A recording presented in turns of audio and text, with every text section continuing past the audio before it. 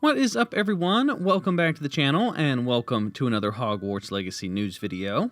Now, I'm sure you guys have probably noticed by now, but every YouTuber under the sun apparently got to go out and play Hogwarts Legacy early. Now, unfortunately, I wasn't one of the select few that got to go out and play the game, but I am grateful for those that did, because we got a bunch of brand new gameplay and tons of new gameplay details that we didn't previously know about. So in today's video, I'm going to be going over a lot of the new information, as well as some criticisms that people have had from playing the game, and just different criticisms that people have about the gameplay in the community. But before we jump into things, I just want to give you guys a reminder that I'm doing a Hogwarts Legacy giveaway, and all you have to do is be a subscriber of the channel, give this video a thumbs up, and then follow the link down in the description down below. So good luck to everyone that enters the giveaway, and let's go ahead and jump right into things. Alright, so we have a ton of brand new information that we've never previously seen before. To start us off, we have our first look at all of the spells. Previously in all of the gameplay capture events, they had all of these spells blurred out, and they didn't want people to see them, but since all the YouTubers got their hands on the game, we do now finally have our first look at all of the spells, and it does look like there are a decent amount of spells. Obviously, a lot of the spells you see here are locked. A lot of them are probably tied into story progression, and all the YouTubers only got to play the game for about 2 hours, so there's a lot of spells that still don't have gameplay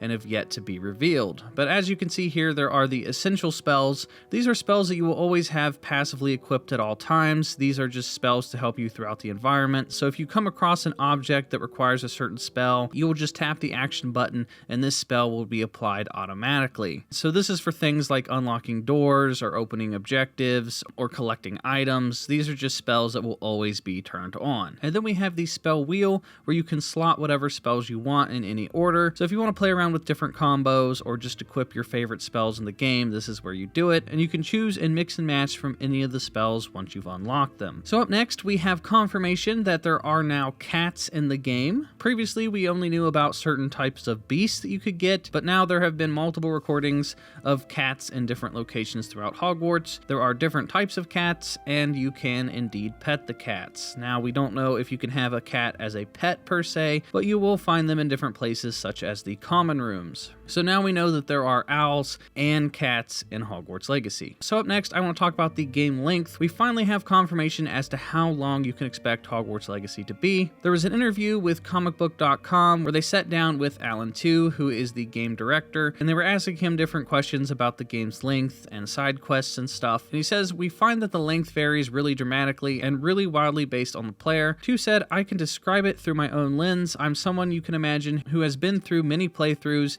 and you understand what I might know about the game given my position. I recently did a 100% playthrough of everything, and even with all my knowledge and my information, that was an 80+ hour run getting through all the content. I feel like there's a lot there and a lot to engage with, and I'm excited for people to have that experience." So the game director himself took over 80 hours to play the game, which is pretty crazy, and like he said, he knows all the secrets about the game, so it's obviously going to take the average player a lot longer. If you're someone that wants to 100% complete everything there is to do, it's probably going to take you over 80 hours, especially if you take your time. Or if you're just a casual player that just maybe plays on the weekends or maybe every now and then after work or school, you know, it's going to take you a couple weeks to beat this game, which is really cool and has me super excited. And then since we're on the topic of the game's length, we do have confirmation of just how many quests we can expect to be in Hogwarts Legacy. Speaking to Games Radar in a recent interview, they interviewed one of the developers, and he has confirmed that there are over 100 side quests and the main story in Hogwarts Legacy, so there is going to be a lot of stuff to do. And then something I wanted to point out real quick, which I saw on Reddit, which I thought is really neat. The user Prowner1 posted this on Reddit. They said Hogwarts Legacy helper site, the Hogwarts Companion, has now launched. You can find it at hogwartscompanion.com, and I went and checked it out, and it's really neat, and this website is going to be really handy once you finally get your hands on the game, because it's basically a giant encyclopedia for Hogwarts Legacy. They have tons of different information. Basically, anytime something gets confirmed, they upload it here on this website, so when the game comes out, if you want to look up different potions or spells or collectibles or anything, this is going to be a good place to come back to once the game is officially released. So next up, I want to point out something really cool that caught my eye watching all the different gameplay reveals. And I noticed during one of the side missions that everyone got the chance to play is that during this side quest there is in fact a dragon fighting arena. There's a lot of poachers that capture dragons and they force them to fight each other for entertainment. And as you're doing this mission and you're sneaking around, you have the opportunity to unlock one of these cages and collect a dragon egg. And once you collect this dragon egg, it actually goes into your inventory. And then when you go back and talk to your friend Poppy after you complete the mission, she does say that it's probably a good idea to hang on to the egg for now. I'd much rather we have it than the poachers, at least for now. But I don't think we should keep it indefinitely. It'll be hard hiding something like this from Professor Weasley for long. Which immediately made me think of the Room of Requirement, because if we have this room where we're storing all of our beasts and we're trying to keep them safe, what better place to store a dragon egg than our own personal beast sanctuary? So the fact that they hinted at this and they gave you an egg and they want you to keep it in your inventory for the time being, to me this hints at maybe a possible dragon mount in the future, which would be absolutely insane. So hopefully this is what they're hinting at, and I do hope that we can get a pet dragon, because that would be just absolutely bonkers. I would probably never touch my room again if I had the option to ride a dragon. Alright, so next up, to finish out the video, I want to talk about some of the criticisms I've seen out in the community around Hogwarts Legacy. Now, normally when YouTubers go out to an event like this, they're extremely biased. You know, they just got a free trip, they got to play a game early, they got exclusive gameplay, so obviously they're going to be really excited and they're going to just be praising the game. And here on my channel, I like to look at the good things and the bad things. Like, no game is perfect, and if we don't talk about the criticisms, then, you know, they never get changed. And people want to know about the criticisms if they're maybe considering buying the game or not. And some of the criticisms that people have had are quite interesting. So we have this post on Reddit where they went through and they took all of the major criticisms that they saw throughout all the gameplay videos and a lot of complaints that people were having out in the community.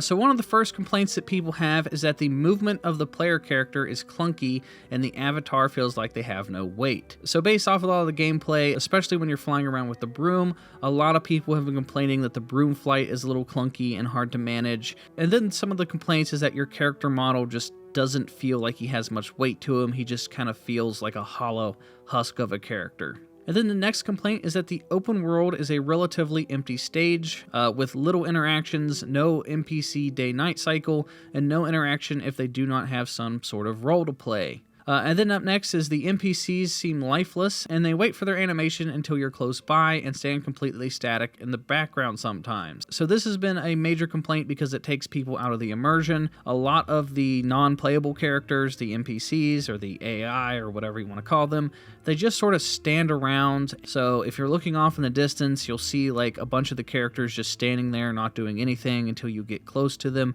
and then they activate. You can't interact with a lot of the NPCs. They just sort of stand around, and they're mainly like there as decoration. They don't do anything. And when it comes to major RPG games like this, the best example is probably like Skyrim, because you can interact with almost all of the characters in Skyrim. They all feel alive and they're all doing stuff. You can interact with them and the environment can interact with them.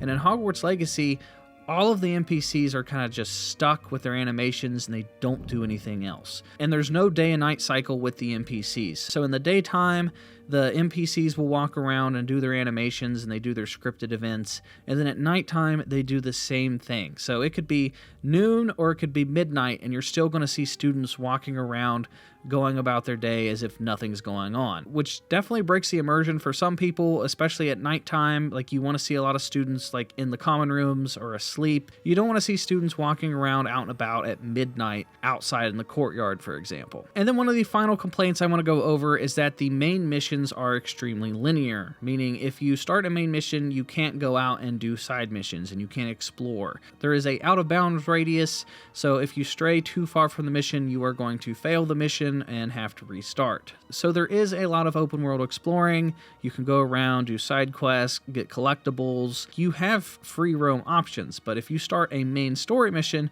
you're kind of locked into that story mission until you complete it. So those are some of the criticisms that people have about Hogwarts Legacy. I'm still excited. I mean, yeah, it does bother me a little bit that the NPCs aren't the smartest, but like, I've played a ton of video games and that's not been a deal breaker for me in the past. Either way, I'm still super excited, as I'm sure sure most of you guys are as well. And that does it for a lot of the major things I'm going to cover in this video. There's still a lot of stuff I want to talk about, so if you guys want to stay up to date on all news regarding Hogwarts Legacy, be sure to hit that subscribe button and hit the bell for notifications. And like I said, if you guys want to enter the giveaway, the link is in the description down below. And that is going to do it for me, everyone, and I will talk to you all in the next video.